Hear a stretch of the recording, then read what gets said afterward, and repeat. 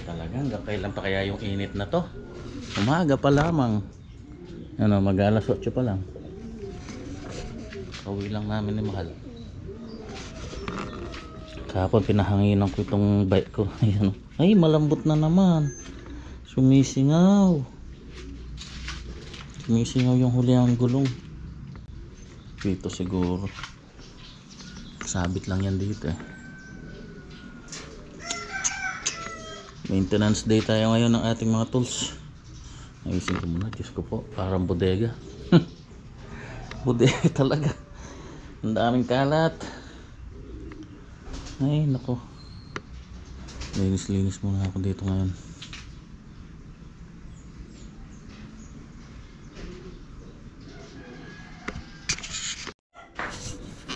Naayos-ayos ko na ng konti. Yan, mga timba, mga abubot. Ito mga scrap. Papa 4 kilo natin yan. Mga ano na lang yan. Scrap na lang. Dito na naman. Nilipat ko itong toolbox na malaki. Ay, nako po. Init! Yan, naayos ko na lahat. Bali dito ko pinail lahat yung mga toolbox ngayon. Ito yung ating circular. Yung mga ano naman, mga power tools. Linisin.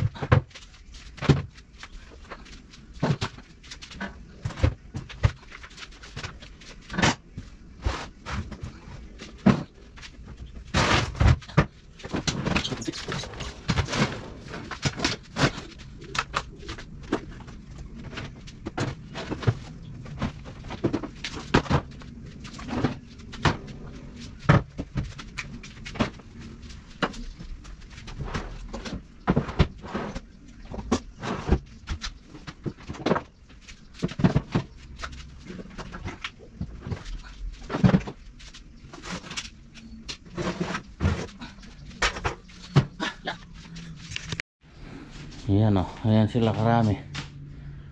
Linis ko lang, linisin.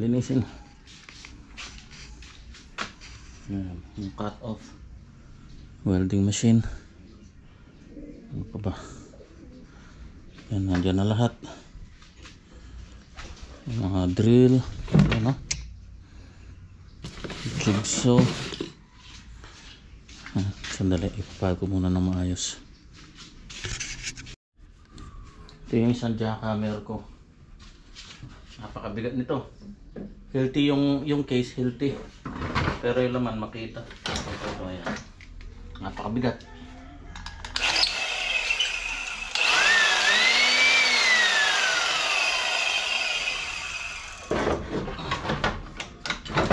Under naman to. So ang bigat pagka ginagamit.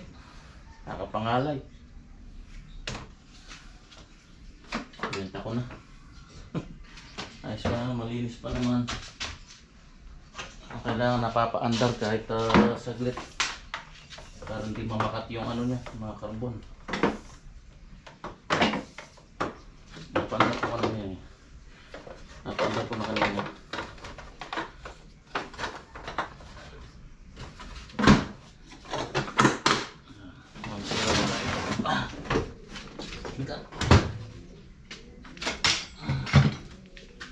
Tapos ito yung isang healthy na circular saw. Ayan, WSC 55. Ito tile cutter. Ayan. Ayan, parang circular din na ano, kaso pang tiles siya. Bosch to Bosch. Hindi gaano ginagamit. Bihira lang din magamit sa mga project. Halos grinder gamit lahat eh. Salamander to.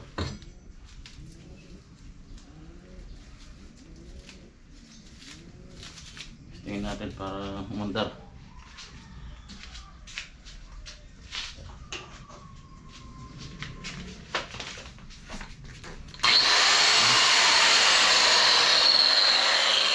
natin.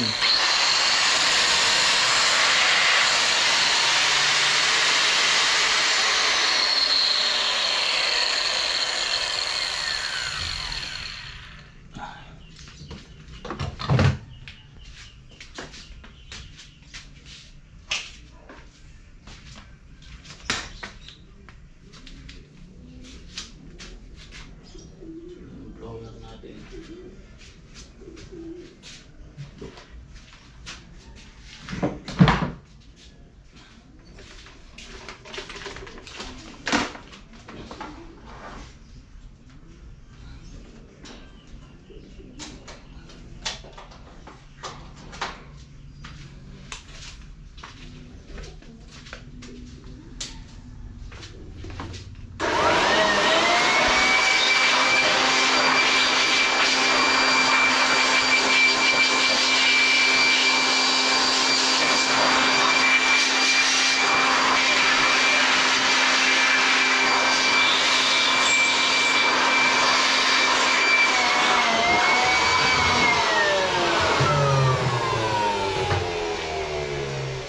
Nakakalawak na oh, dahil di nagagamit.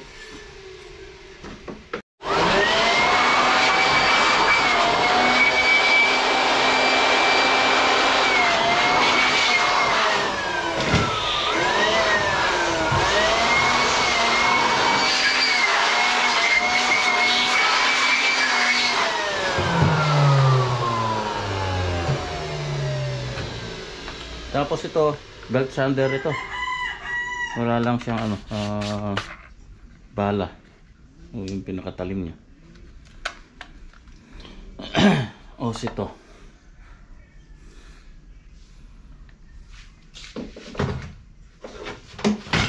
Kailan na ba?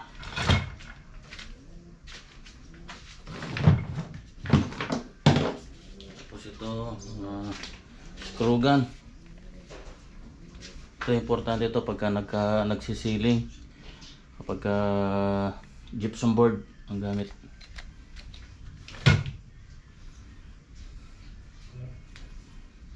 Pero mas madali pa rin yung ano, cordless drill. Ay, muntik na. DeWalt to, DeWalt.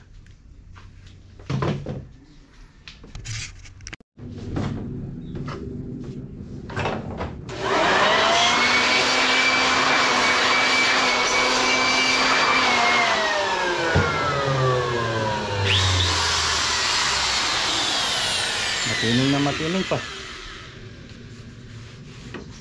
Napakalakas ng screw gun na to.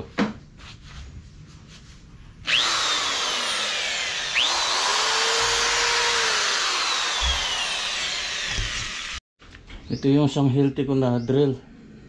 Hindi ko alam kung anong nasira. Hindi na. Bigla na lang tumirik eh.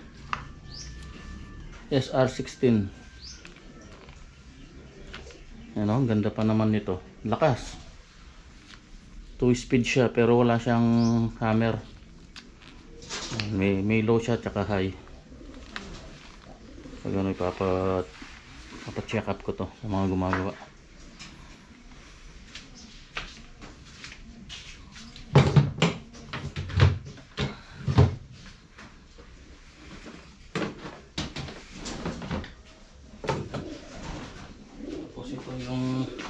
Bagong bili ko lang nito na ano, cordless.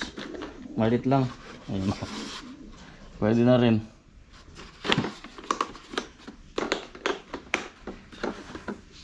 Nag-promo lang to. Kaya ako nabili. 700 lang yata to. Mura lang. Pero hindi siya heavy duty. Pang ano lang, pang bahay-bahay pwede na.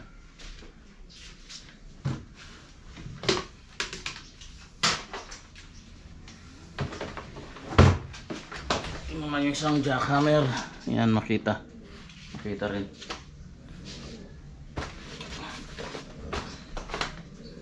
So nasira yung hammer niya, wala nga. Pero maandar to.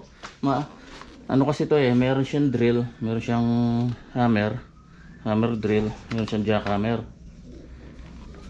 Yung rotary niya, maandar pa. Bukan natin.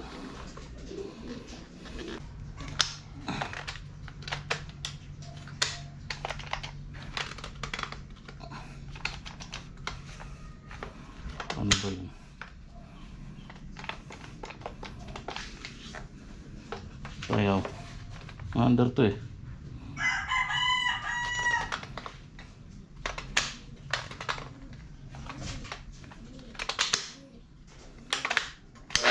Ayun, oh.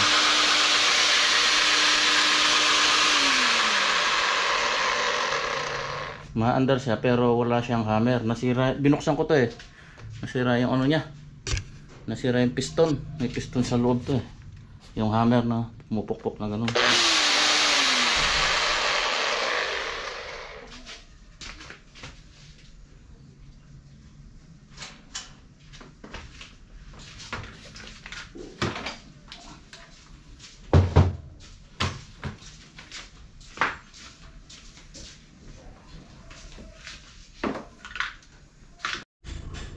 Yan, nalinisan ko na lahat at napaandar.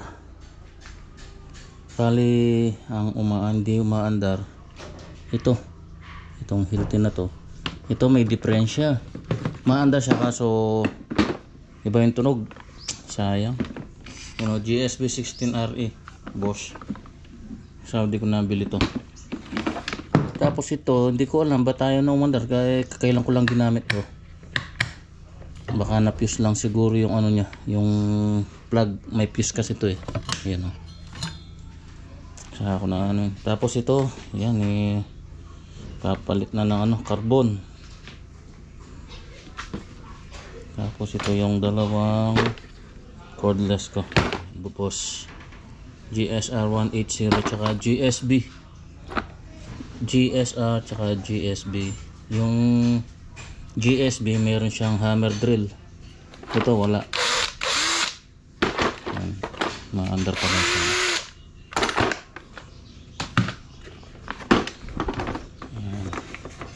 Ayan mga tools natin.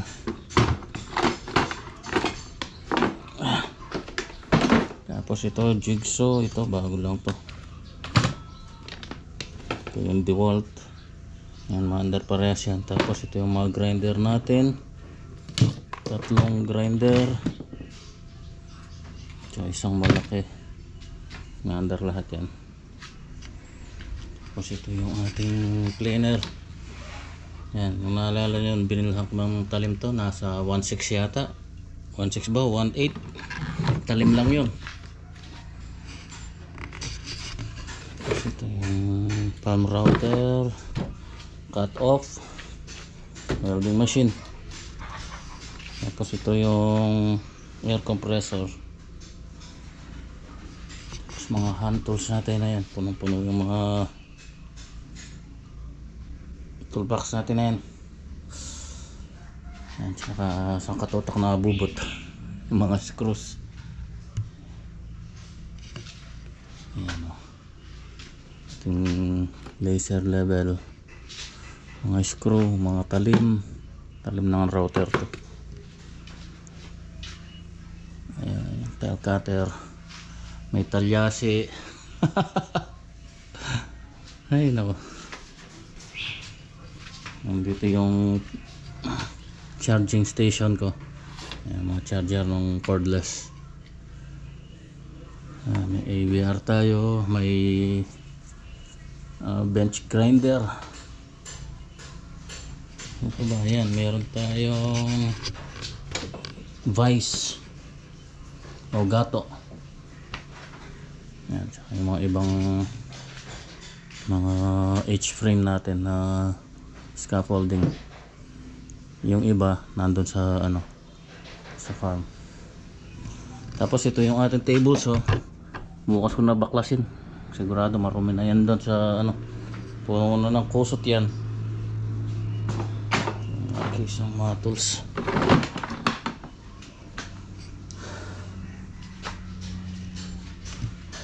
Yan, syempre kailangan may fire extinguisher tayo dito.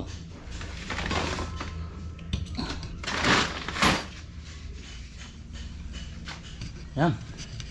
Naghahanap ako ng mga gumagawa ng mga power tools. Yung talagang expert sa mga power tools na ganito. Marami akong ipapaayos sa mga ito eh. Ito sa yung mga Hilti na to. Napakatibay niyan. Medyo mahirap lang yung ano, yung carbon dito. Sa Saudi marami yan eh. Ganyan lahat yung mga gamit namin na power tools. DeWalt, Hilti tsaka DeWalt. Yan, Makita. Hindi kami gumagamit ng mga bibihira nga lang yung mga boss na ginagamit namin dun eh. Yan, Makita, Hilti, DeWalt. Puro mga heavy duty.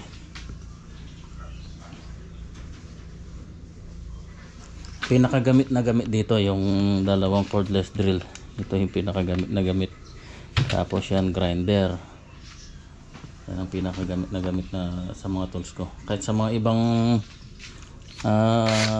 gumagawa, sigurado kung may cordless ka, ito yung pinakagamit na gamit.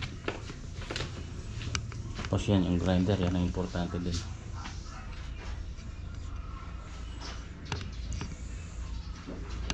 Ano pa ba yung ipapagawa ko dito dapat? Yun lang, ito pala yung dalawa na to. Kaya makita ng expert talaga sa mga power tools.